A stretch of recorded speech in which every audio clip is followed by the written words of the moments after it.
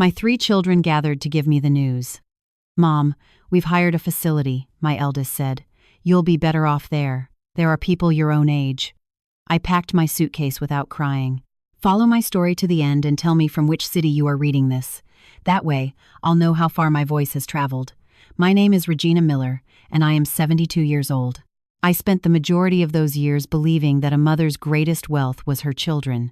I was to discover, in the bitterest way possible, that to mine, I was just another bill they no longer wanted to pay. It happened on a Tuesday afternoon, one of those very quiet ones, with weak winter sunlight streaming through the living room window, drawing little squares of dust dancing in the air.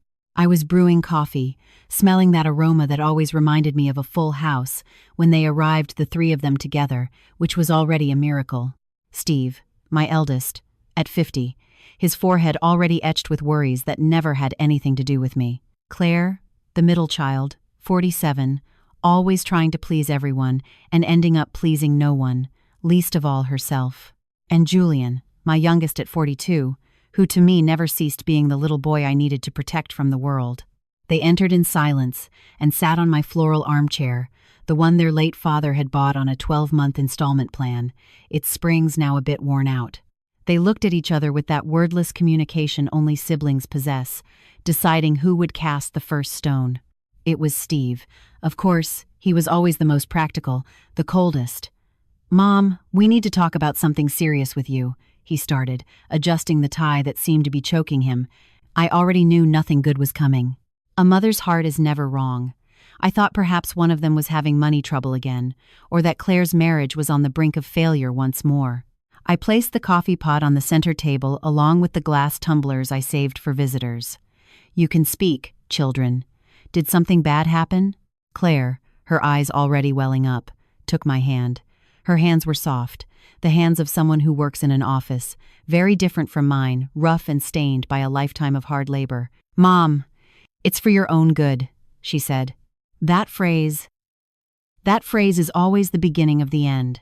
Julian, my youngest, stared at a tear in the carpet, lacking the courage to face me. It was he who delivered the final blow, his voice low, almost a whisper. "We decided that you can't live alone anymore. It's dangerous. The other day you left the gas stove on." "I didn't leave the gas on, Julian," I replied, my voice steadier than I felt inside. "The flame just went out with the draft." "It doesn't matter, Mom," Steve cut in. "What matters is that you're getting old. You need care. We work all day. There's no way for us to keep an eye on you. That's why we made a decision. We found an excellent place for you." "A place?" My chest began to tighten.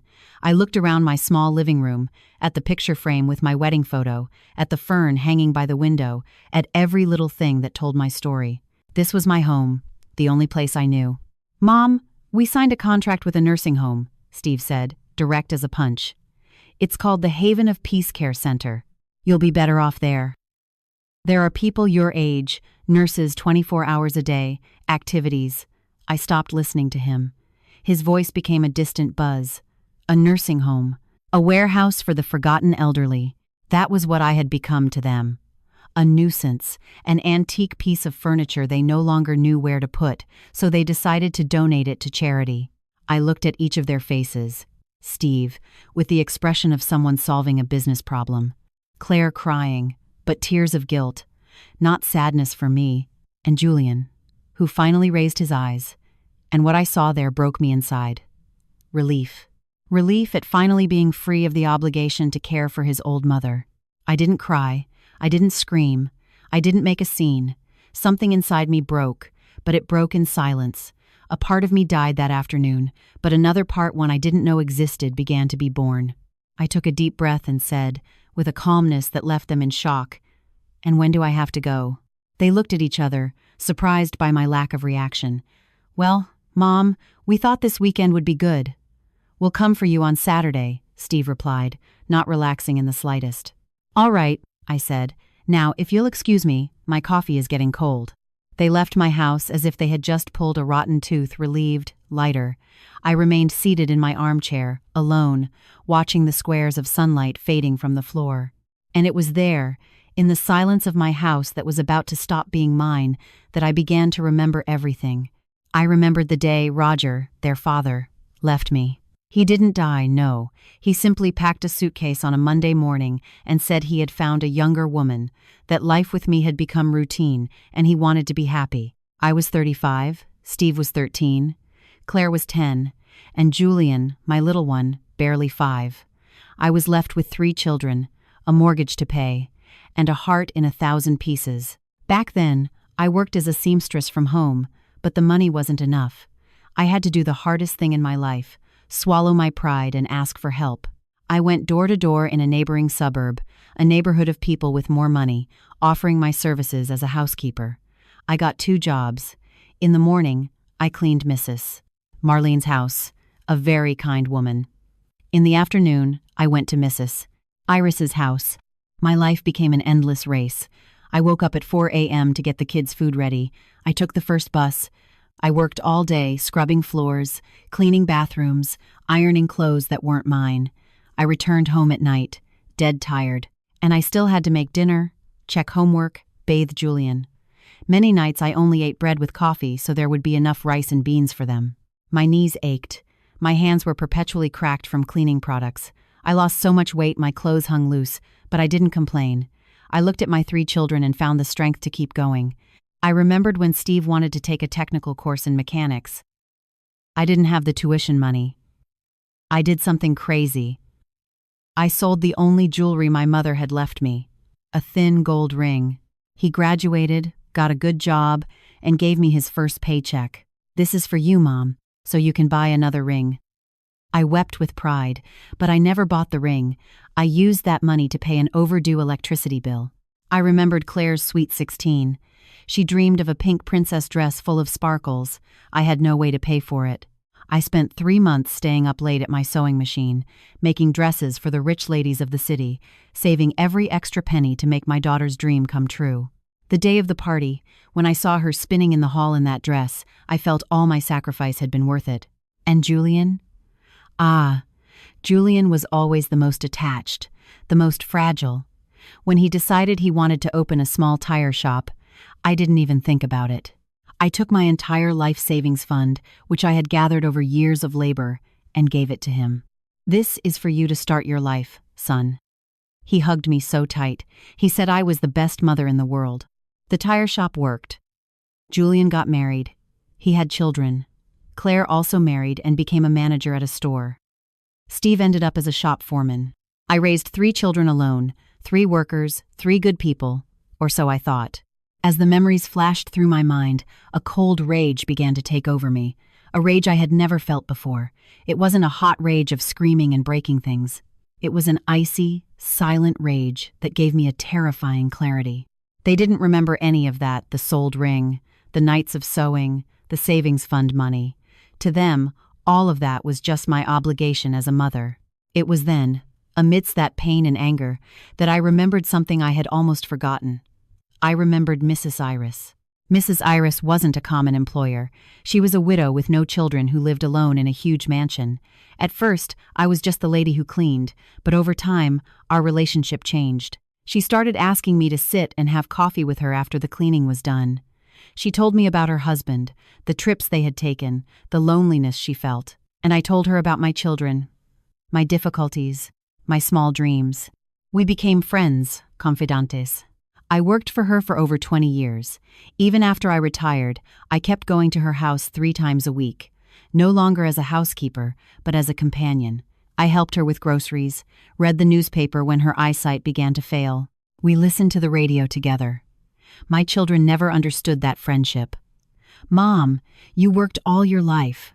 Why do you keep going to serve that rich old lady?" Claire would say. They didn't understand that I wasn't going to serve. I was going to meet a friend. Mrs. Iris passed away 6 months ago, a little before my children decided my future. She died in her sleep, in peace. Her nephew, a man I had never seen in my life, took care of everything. I went to the funeral. I cried as if I had lost a sister. A week after the funeral, a lawyer called me. It was Mrs. Iris's attorney. He asked me to come to his office. I went without understanding anything. I thought maybe she had left me a little keepsake. A vase, a painting. When I arrived, The lawyer, a very polite gentleman I will call Mr. Bennett, had me sit down and offered me a glass of water. "Mrs. Miller," he began. "I was Mrs. Iris's attorney for 30 years. She trusted me greatly, and she trusted you even more." Then he opened a folder and began to read her will. My heart almost stopped. Mrs. Iris, my friend, my confidant, had left me everything. The mansion, 2 other apartments she had rented out, stocks in a company her husband had founded, and an amount of money in the bank that had so many zeros I couldn't even count them. I sat in shock. I said I couldn't accept, that there must be a mistake, but there wasn't. Mr. Bennett showed me the letter she left along with the will.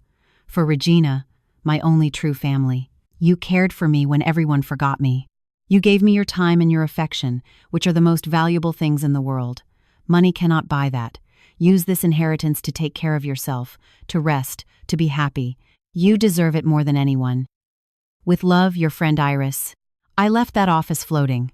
It was a secret so big, so heavy, that I didn't know what to do with it. I didn't tell my children. Why? Because deep down, I knew that what Claire had said was true. Rich old lady, money changes everything. They would look at me differently, treat me differently. And a part of me wanted them to keep loving me or pretending to love me for the person I was, not for what I had. How foolish I was. Now, sitting in my armchair with the eviction sentence handed down by my own children, Mrs. Iris's inheritance seemed like a joke of fate. They were throwing me into a nursing home, taking away my little house, my corner of the world, because they thought I was a burden, an expense. And I, the poor little old lady, had more money than the 3 of them combined could dream of in their entire lives. The cold rage turned into a plan that was born there, in that dark living room. I wasn't going to fight. I wasn't going to show them the will. I wasn't going to throw in their faces that I was rich. No, I was going to do exactly what they wanted. I was going to go to the Haven of Peace Care Center. I got up from the armchair and went to my room. I opened the closet and took out a small suitcase, the one I used when I went to spend the weekend at Claire's house to babysit the grandkids. I started packing my things, a few clothes, my sandals, my toothbrush. I didn't grab any photo frames. I didn't take any mementos of them. At the bottom of a drawer, underneath my underwear, was the folder with the documents Mr. Bennett had given me. I took it and placed it at the bottom of the suitcase, underneath everything. Saturday morning, they arrived on time. They found me sitting in the living room with the suitcase beside me, waiting for them. "Are you ready, Mom?" Claire asked, avoiding eye contact. "Ready?" I replied. Steve took my suitcase, surprised by how light it was. I took one last look at my house, at every corner that held a tear, a smile, a lifetime of sacrifices. I didn't shed a single tear. I got into Steve's car and sat in the back seat, alone. They chatted in the front about work, about the weather, about anything except what they were doing. I looked out the window, watching my neighborhood, my streets, falling behind. They thought they were taking me to the end. They didn't know they were taking me to a new beginning, the beginning of my revenge, or better said, my lesson. A lesson that they, my dear children, would never forget. The place my children called the Haven of Peace smelled like a mix of cheap disinfectant and old sadness. It was a smell that stuck to your clothes and your soul. The walls, which might have been white once, now had a yellowish nicotine tone, with water stains near the ceiling that looked like maps of countries no one would want to visit. The constant sound was a television blaring a game show channel, with canned laughter that didn't match the empty faces of the other residents sitting in plastic chairs in the hallway. My children guided me down that hallway as if they were showing me a 5-star hotel. "Look, Mom, there's a TV," Claire said, pointing out the obvious with an enthusiasm so fake it actually hurt my ears. Steve, always practical, went straight to a woman in a white uniform standing behind a Formica counter. "We're here to drop off Mrs. Regina Miller," he said. The woman, who must have been about 60 with an air of infinite exhaustion, barely looked up from a crossword puzzle magazine. "Ah, yes. Room 7. She's sharing with Mrs. Genevieve. She doesn't talk much. She won't be a bother. She won't be a bother." That was what I was now. Someone who shouldn't be a bother. Julian, my youngest son, carried my light suitcase as if it weighed a ton. He still wouldn't look me in the eye. We walked to room 7. The door was open. Inside, 2 iron beds, a metal wardrobe with a crooked door, and a small barred window facing a brick wall. In one of the beds, a very frail lady with thin white hair was staring at nothing. That must be Mrs. Genevieve. "Well, Mom, you're all settled," Steve said with the same tone he used when dropping a car off at the shop. "We have to go. There are a lot of things to take care of." They put my suitcase next to the empty bed. Claire came over and gave me a quick hug, the hug of someone in a great hurry. "Call us if you need anything." "Yes, Mom," she whispered, but I knew it was just lip service. "We'll come visit whenever we can," said Julian. He was the last one. Finally, he looked at me, and for a second, I saw the 5-year-old boy who used to cling to my skirt. His eyes were full of tears. But he swallowed them. "Take care, Mom." That was all he could say. They left. I stood in the middle of the room, listening to their footsteps fading down the hallway. I didn't look back. I didn't ask them to take me with them. The room door remained open. I could have run after them. For what? To beg for a place in the lives of those who had already discarded me? No. The Regina who would do that had died that Tuesday in her living room. I closed the door slowly. The click of the lock was the loneliest sound I have ever heard in my life. I looked at my new roommate. "Good afternoon," I said. Mrs. Genevieve continued staring at the wall. Maybe she really didn't speak, or maybe she had already learned that in this place, silence was the best company. I sat on my bed. The springs squeaked. The mattress was so thin I could feel the metal bars against my back. I opened my suitcase. On top, the few clothes I had brought. Underneath, the thick folder with the documents of Mrs. Iris's inheritance. My treasure and my secret, my weapon. Meanwhile, in the car, the relief was almost palpable. Steve drove with both hands on the wheel, knuckles white. Claire, in the passenger seat, finally let the guilty tears fall. "I feel like a monster," she sobbed. "Enough, Claire," Steve replied without taking his eyes off the traffic. "We did what we had to do. Mom was in no condition to stay alone anymore. We saved her from herself." "But that place, Steve, it's so depressing," she said, wiping her face with the back of her hand. "It's what we can afford," he replied dryly. "Or did you want to send her to a luxury resort? Who was going to pay the bill? You? I have the kids' tuition, the mortgage on the condo. Life is expensive." Julian, in the back seat, broke the silence. "And her house? What are we going to do with the house?" Steve and Claire looked at each other. That was the question on everyone's mind. "I've already thought about that," Steve said, calmer now that the subject was money. "I spoke to a realtor, a buddy of mine. He says the neighborhood is gentrifying. If we sell fast, we can get good cash." "Sell?" asked Claire with a weak voice. "But it's Mom's house, and her things will stay there, gathering dust." "Claire, be practical," Steve retorted. "We need the money. I have to cover some debts at the shop. Julian needs capital for the tire shop, and you surely have things to spend your share on.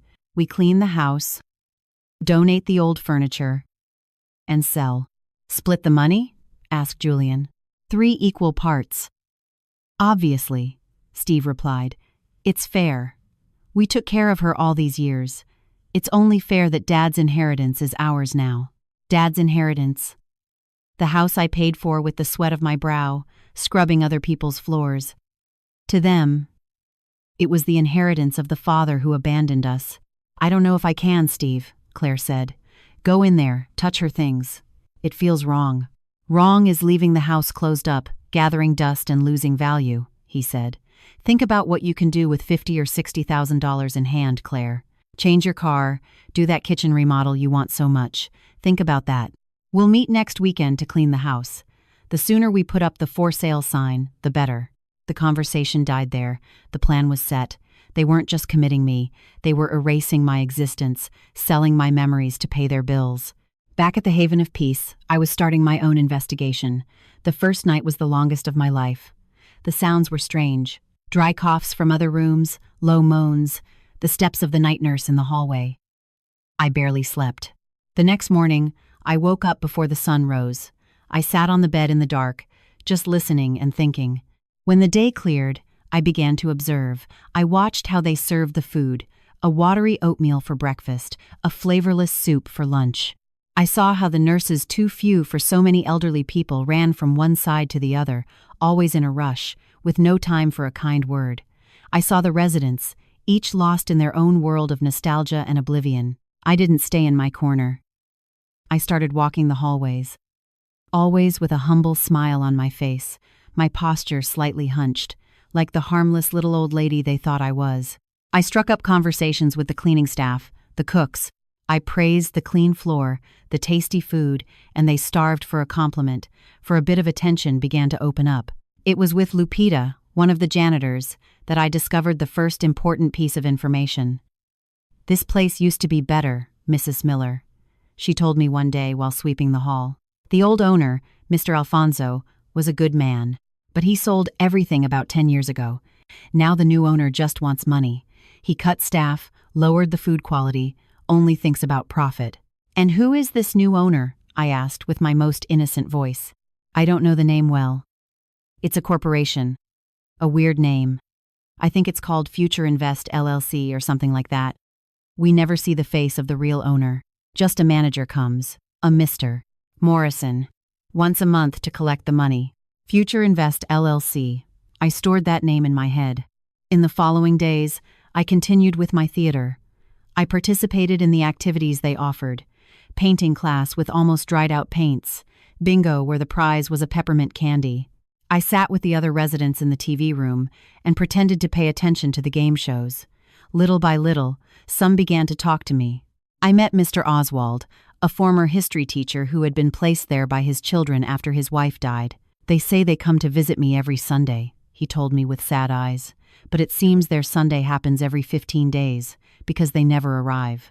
I met Mrs. Celia, who had Alzheimer's and spent the day calling for a son named Robert who never appeared. Each story was a scrap of abandonment and loneliness, and each story fed my resolve more. I wasn't doing this just for me. I was doing it for all of them too. On Wednesday, a week after my arrival, I told one of the nurses that I felt a bit dizzy and needed to call my daughter to ask for some medicine. It was the perfect excuse. She took me to the phone at the reception, an old landline. Claire answered on the second ring. "Mom, did something happen?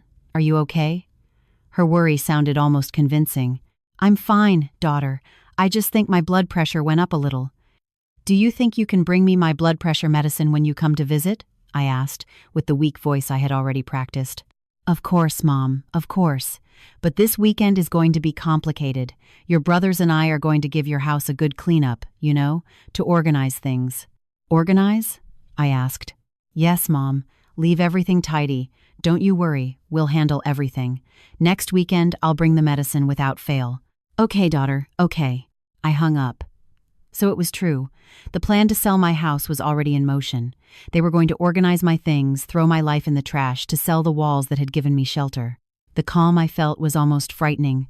I no longer had urgency. I had a plan. And more importantly, I had the means to execute it. I dialed another number, a number I knew by heart. "Mr. Bennett," I said softly, turning my back to the reception desk. "Mrs. Miller, how are you?" I was worried. "Your children called me last week asking about your late husband's inheritance. I told them there was nothing, as you asked. I am exactly where I need to be, my friend, and I need your help. I want you to start doing some things for me discreetly." "What do you need?" he asked. "First, I want you to investigate a company called Future Invest LLC. I want to know everything. Who are the owners? What other businesses do they have? If they have anything dirty under the rug. And above all, I want to know if they are interested in selling this place, the Haven of Peace Care Center." There was silence on the other end of the line. "By the nursing home, Mrs. Miller?" he asked, surprised. "That is just the beginning, my friend," I replied, looking down the hallway where Mrs. Celia was still calling for the son who never came. "And second, I want you to hire the best real estate appraiser in the city. I want to know exactly how much every brick of my house is worth, the house my children are preparing to sell, as if it were theirs." "And what do you plan to do with that appraisal?" he asked. I smiled, a smile no one in the Haven of Peace could see. "I plan to buy it back, Mr. Bennett, but they don't need to know the buyer is me, at least not for now." The Saturday my children went to organize my house broke gray and humid, as if the sky over the city knew the mess they were about to make. Back at the Haven of Peace, I drank my thin oatmeal as always. I exchanged 2 words with Mr. Oswald about his football team that had lost again, and sat by the barred window of my room, imagining the scene. I could see them as if I were there.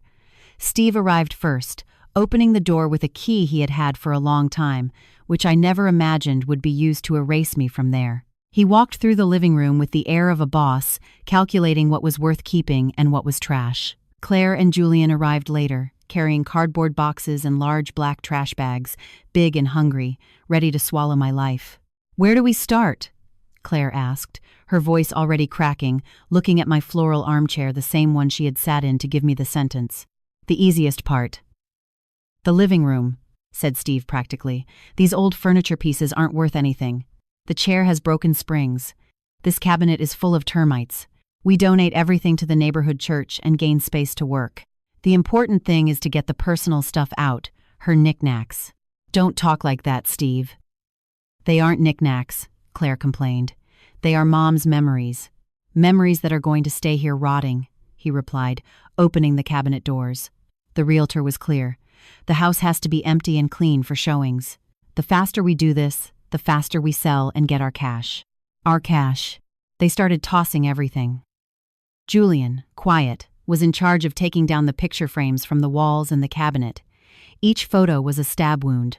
My wedding photo, the baptism photos of each child, the photo of Julian dressed as a superhero on his 7th birthday. He would look at the photos for a second, his face twisting in a grimace of guilt, and then place them with forced delicacy into a cardboard box. Steve was the executioner. He opened my drawers without ceremony. He found my sewing kit. "Look at this. Needles, threads, old buttons, trash." And he threw it into a black bag. He didn't know that with those needles and threads I had mended their school uniforms for years so they wouldn't be teased at school. He didn't know those buttons were from the dresses I sewed late into the night to pay for his sister's sweet 16. Claire found my collection of holy cards I kept in an old album. "Oh, Mom, she still kept these," she said, flipping through the pages with a mixture of nostalgia and disdain. "Okay, sentimental. Throw them out, Claire. No one is going to want to buy a house full of old lady stuff," Steve ordered. "But maybe she wants to take them to the home," she stammered. "Take them for what? To gather dust under that iron bed? Stop being sentimental. The goal here is to empty the house. Focus," he said, clapping his hands as if he were ordering his mechanics around. The cleaning continued all day. They entered my room, the most sacred place for me. They took my clothes out of the closet. "This is out of fashion," said Claire. "This is stained. Trash," finished Steve. They didn't know that faded fabric dress was the one I wore on my first date with their father. They didn't know that wool coat, a bit worn at the collar, was the one that kept me warm on so many early mornings waiting for the bus. The cruelest moment for me was when Julian opened the drawer of my dresser and found my mother's recipe notebooks. The leather cover worn, the pages yellowed, my grandmother's beautiful handwriting, and then my mother's, with recipes passed down from generation to generation. The corn cake, the Sunday pasta, the pumpkin sweet. "What is this?" asked Steve, taking one of the notebooks from Julian's hands. "Grandma's recipe notebooks," he replied quietly. Steve flipped through them without interest. Ugly handwriting, all stained with grease. "Who uses this today? Any recipe can be found on a phone. Trash." "Steve, no," pleaded Julian, showing a bit of courage for the first time. Mom loved these notebooks. "And what is she going to cook over there at the nursing home? Oatmeal, Julian? Stop looking for problems. The goal is to clean. Throw that in the bag." Julian hesitated. He held my grandmother's notebooks in his hands. For a moment, I had hope. He was my youngest son, my boy. But he looked at his older brother, at Steve's hard expression, and his courage deflated. He lowered his head and slowly put the notebooks into the black trash bag. At that moment, in my bed at the Haven of Peace, I closed my eyes. That act was worse for me than them bringing me there. They weren't just throwing away old paper.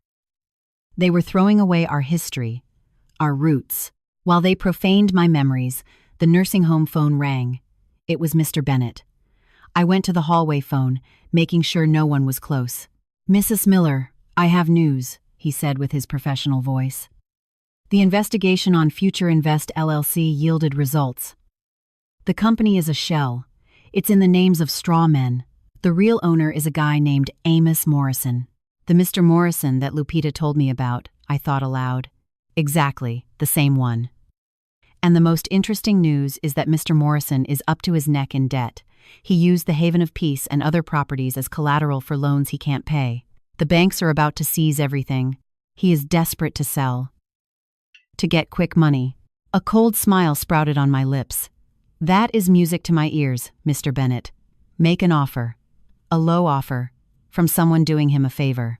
Say we have an investor interested in taking over the business, but the price has to be a distressed asset price because of the facility's issues. I will do it today, Mrs. Miller. And about your house, the appraiser I hired already gave me the report. In the condition it's in, and because of the location, it's worth at least $350,000. It was much more than my children imagined.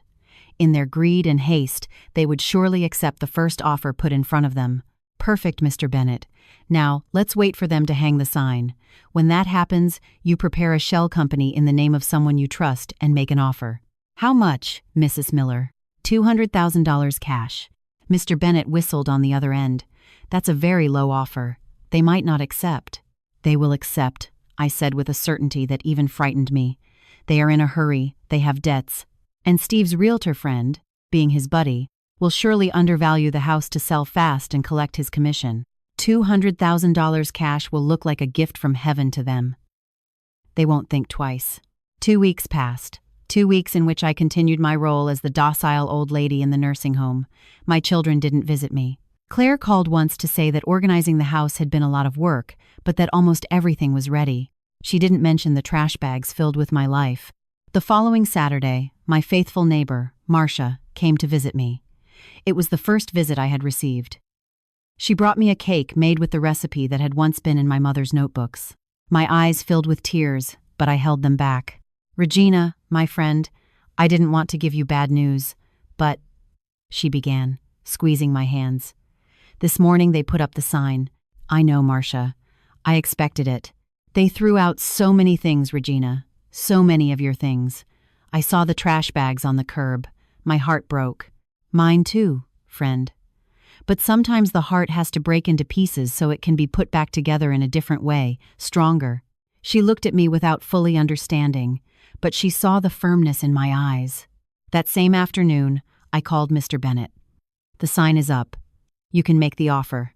3 days later, the phone rang at Claire's house. It was Steve, his voice vibrating with excitement. Claire, you won't believe it. A buyer showed up for Mom's house. So fast?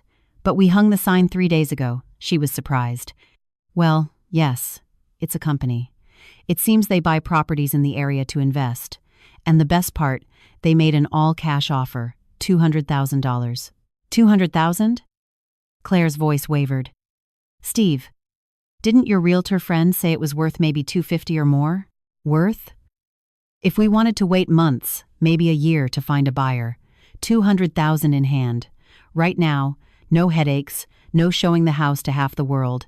It's a steal for us. I already talked to Julian. He agrees. We close this week, sign papers, and next week, the cash is in the account. Divided by 3, that's almost $67,000 for each of us. Do you have any idea what that is? Claire did. She thought about the new kitchen, the car that broke down all the time, the vacation to the beach she hadn't taken in 5 years. The guilt began to be covered by a thick layer of desire. If you two agree, I do too, she said. Perfect. I'm going to tell the realtor we accept.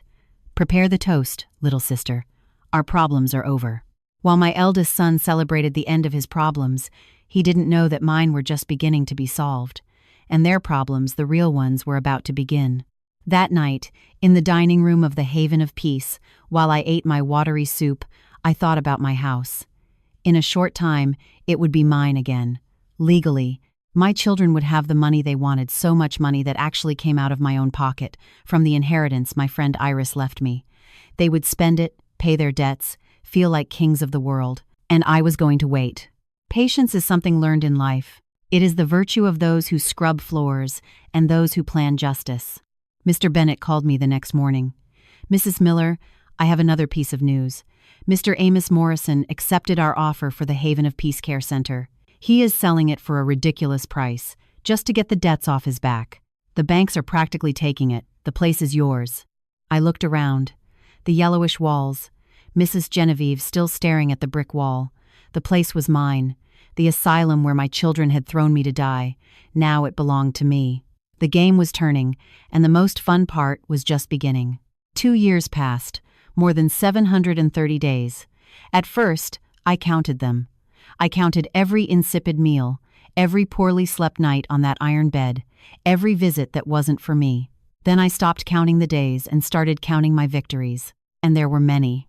The first great victory was silent, signed in a notary's office where I never set foot. My 3 children, dressed in their best clothes, signed the papers for the sale of my house. Mr. Bennett told me later that their joy was almost childish. Steve shook the hand of the buyer, a young lawyer from Bennett's firm, so hard the boy winced. Claire smiled from ear to ear, making plans out loud about her new kitchen furniture. And Julian, my youngest, seemed to have completely forgotten the guilt. He only talked about the new lift for his tire shop. They received the $200,000 proceeds from the house that was worth almost double, paid for with the money my friend Iris left me. They felt like the smartest people in the world. I, from my room at the Haven of Peace, smiled imagining the scene. They didn't know they had just sold lunch to buy dinner. The money, as expected, burned a hole in their pockets. Steve, who always complained about debts, didn't pay a single dime of what he owed. Instead, he bought a used truck, one of those big, loud lifted pickups, to look more important at the shop. He replaced all his tools with the most expensive brand and started eating at steakhouses, treating his employees as if he were a millionaire. Claire made the dream of the new kitchen come true. She hired an architect, knocked down walls, put in expensive stone countertops, bought a fridge that made ice in the door, and a 6-burner commercial stove. The remodel, of course, cost more than the roughly $66,000 she had received.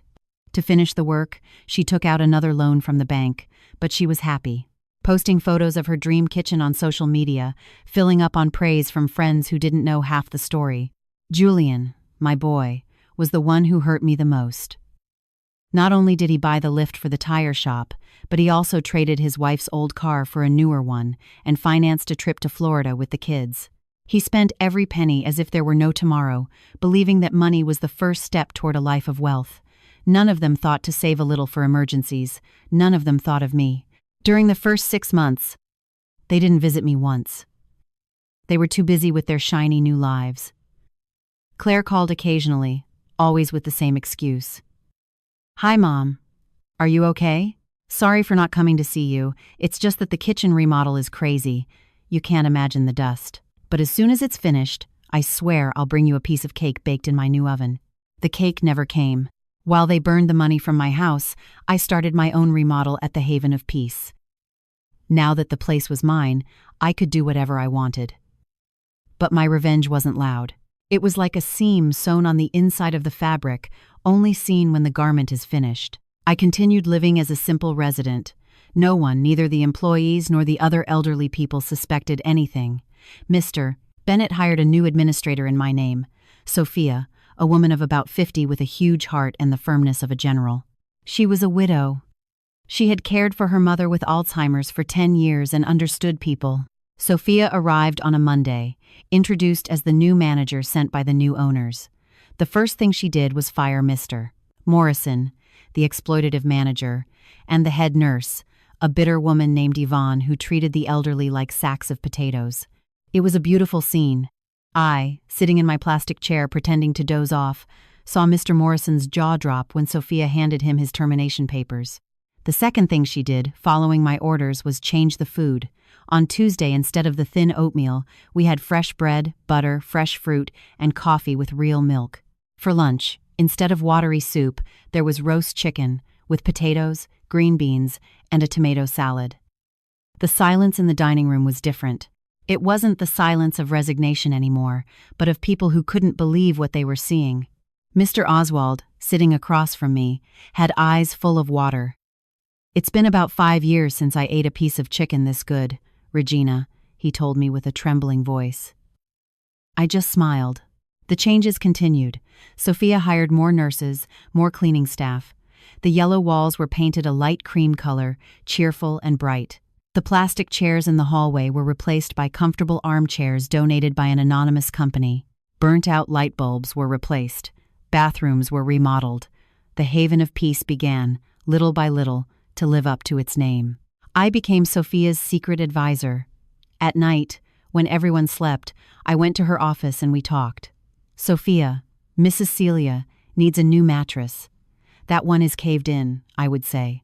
"Sophia, Mr. Oswald loves playing checkers. Do you think we can get some boards?" And the next day, things happened. To the others, I was just Mrs. Miller, a nice little old lady whom the new manager was fond of. We started organizing real activities. Once a week, a young man with a guitar came to sing old songs. Bingo afternoons now gave boxes of chocolates as prizes. We bought yarn and knitting needles, and the ladies who still had steady hands started making booties to donate to the hospital maternity ward. The place started to have life. Residents smiled more, talked more. Even Mrs. Genevieve, my roommate, turned to me one day and said, "The sun is beautiful today, isn't it?" It was the first sentence I heard from her. A year passed like this. My children continued with their lives, drifting further away. The money from the house sale had run out long ago. Steve's truck lived in the shop because he didn't have money for maintenance. Claire's marble kitchen was already several payments behind, and Julian's tire shop, without the working capital he expected, was almost bankrupt. Calls became rarer, and their tone of voice began to change. Euphoria gave way to worry. Claire's excuse was no longer the remodel, but too much work to pay the bills. Steve's pride turned into constant irritation. And then, on my 74th birthday, they decided to visit me all three together. For the first time in almost 2 years. I knew they weren't coming to celebrate. They were coming because they needed something. Sophia warned me they were there. I asked her to let me receive them alone in the garden we had built in the back, a patch of grass, wooden benches, and a bed of roses I cared for myself. When they saw me, they froze in shock. I was no longer the hunched old lady with the sad gaze they had left behind. I was wearing a floral dress I bought myself on one of my outings to the doctor. My white hair, which had grown back, was neatly cut. I looked healthy, tranquil, and the place looked nothing like the warehouse for forgotten seniors they had chosen. It was clean, smelled of flowers and orange cake coming from the new kitchen. Other seniors chatted happily on the benches, playing cards at a small table. "Mom?" said Claire, as if seeing a ghost. You look very good." "I am very good, daughter. Never been better," I replied with a serene smile. "And what happened to this place?" asked Steve, looking around suspiciously. "Did it change owners?" "Yes, it changed. About 2 years ago. It seems the new owners actually care about us," I said, savoring the irony. They sat on a bench, uncomfortable. The birthday visit was just an excuse. After a few minutes of empty talk about the weather and the grandkids, Steve got straight to the point. "As always, Mom, we came because the situation is tough for everyone," he began, rattling off a rosary of complaints. The shop wasn't making money. Clients had left. Taxes were through the roof. Claire chimed in to say her husband had lost his job and the kitchen debt had become a snowball. Julian, head down, confessed he was thinking of closing the tire shop. I listened to everything in silence, the same silence with which I had received the news that they were sending me here. "It's a shame to hear that, children," I said when they finished. "So, Mom," Claire started with a sugary voice, "we were thinking, you look so well here, so adapted, and we know you have your Social Security. Maybe you could help us? Just a loan, so we can get back on our feet." There it was. The real reason for the visit. Money. They had sold my house, spent their share, and now they wanted my pension that barely covered my medicines, or at least the money they thought I had. I stood up from the bench and started walking through the garden. They followed me with their eyes, anxious for my answer. "You know, children?" I started, stopping in front of a red rose bush. "I've learned a lot of things in these 2 years. I learned that it's never too late to make new friends. I learned that a plate of hot food can save a person's soul. And I learned that you harvest exactly what you sow." I turned around. The smile was gone from my face. "You sowed abandonment. You treated me like an old, worthless object. You threw my memories in the trash and sold the roof over my head to satisfy your whims." "Mom, don't talk like that," Claire tried. I speak how I want, Claire. That is another thing I learned. My voice has value. I took a deep breath. It was time. You come here after 2 years of silence, not to give me a birthday hug, but to ask for money. The money you think I, the poor little old lady, saved all my life. The answer is no. The three of them looked at me in shock. It was the first time in my life I had said no to them. But Mom, we are your children, Steve protested. You have an obligation to help us. I laughed. A strong, genuine laugh that made some of the other residents turn to look at us. Obligation, Steve? My obligation to you ended the day you left me at the door of this place. Now, if you'll excuse me, it's almost time for our movie screening. Movie? Asked Julian, confused. Yes.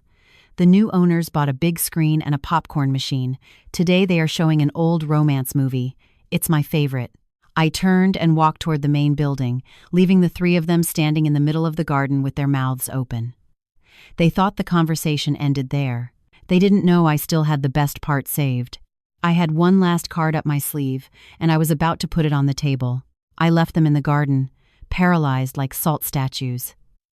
The image of the three of them, faces full of shock and disbelief, gave me a bitter satisfaction. For 2 years I had been the invisible one, the poor thing, the one with no voice. Now my no rumbled in the air like thunder, and they didn't know what to do with it. I kept walking without rushing toward the glass door of the recreation room. I heard the murmurs behind me, first low, then louder, full of anger. I knew they wouldn't let me go like that. Denial wasn't an option in their world. "Mom, wait!" shouted Steve. His voice wasn't pleading anymore. It was an order. I didn't stop. I pushed the door and entered the room, where the TV was already on at low volume, and Sophia, the administrator, waited for me with a discreet smile. They entered behind me like a hurricane. Claire was crying with rage. Julian came behind, pale. Steve caught up to me and grabbed my arm, not with force, but with that firmness that is a threat. "You can't just turn your back on us," he said through his teeth. "After everything we're going through, we are at rock bottom, and you refuse to help us? What kind of mother does that?" I pulled my arm free calmly. "The kind of mother who got tired of being used, Steve," I replied, my voice firm but low, so as not to attract more attention from the other residents who were already watching us with curiosity. "You aren't at rock bottom. You are just starting to live life without my safety net. There is a big difference." "Safety net? What net?" He laughed humorlessly.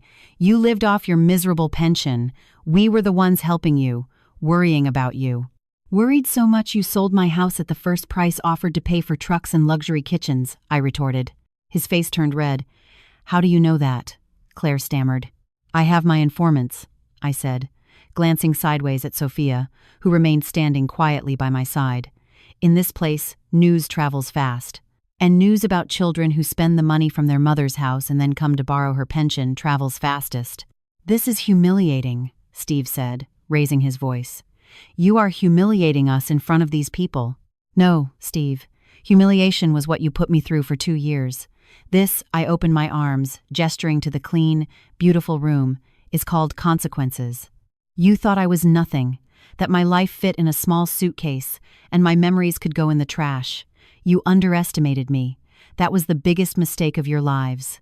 "We just want a loan," insisted Claire, tears running down her face. "We'll pay it back, I swear. We just need a breather." "A breather," I repeated thoughtfully. I also needed a breather when I arrived here, but the only thing I had was air smelling of disinfectant. I looked at them fixedly. "You want help? An opportunity to get up?" "Fine." The eyes of all three shone with a spark of hope. They thought I had caved. "I can speak with the owners of this place," I continued. "They are very good, very correct people. Maybe they have work for you." "Work?" The hope on their faces turned into confusion. "Yes. This place has grown a lot. People are always needed to work. Honest labor." I turned to Steve. "You, for example, know mechanics? Our electric gate breaks down all the time, and the wheelchairs need maintenance. A man with your skills would be very useful in general maintenance. The salary isn't a fortune, but it's honest, and with your truck, you could do some hauling for supplies."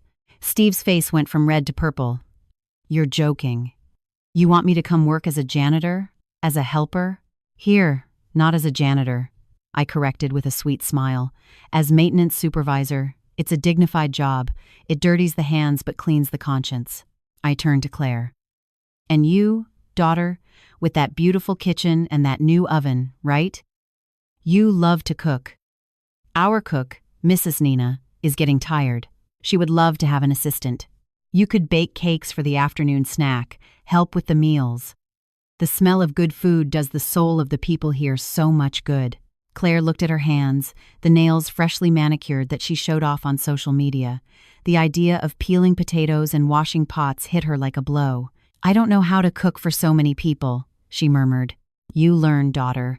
I learned to live here. You can learn to cook. Finally, I looked at my youngest son. And you, Julian. You always liked plants when you were a boy. Remember the bean we planted in cotton? Our back garden needs constant care. Mowing the lawn, watering the roses, planting new flowers. A gardener is an outdoor job, honest, far from the grease of tires. The silence that followed was heavy.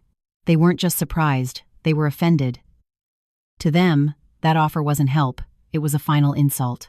You lost your mind, Steve exploded, furious. You prefer seeing us working as employees here than lending us the money you have an obligation to give us? That is where you are wrong, son. I have no obligation, and I don't want to see you as employees. I want to give you the opportunity to be useful, to feel what it is to wake up early and work for a paycheck at the end of the month, to care for others instead of only looking at your own belly button. It is an opportunity for redemption, the only one I am going to offer. Never! I will never lower myself to that, Steve shouted. I prefer to beg for money on the street than become your errand boy. The choice is yours, I said calmly. He turned to his sisters. Let's go. This woman is no longer our mother.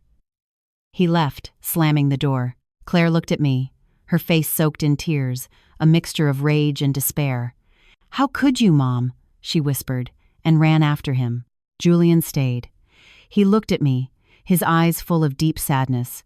He didn't say anything, just shook his head as if saying, I'm sorry, and walked slowly toward the exit.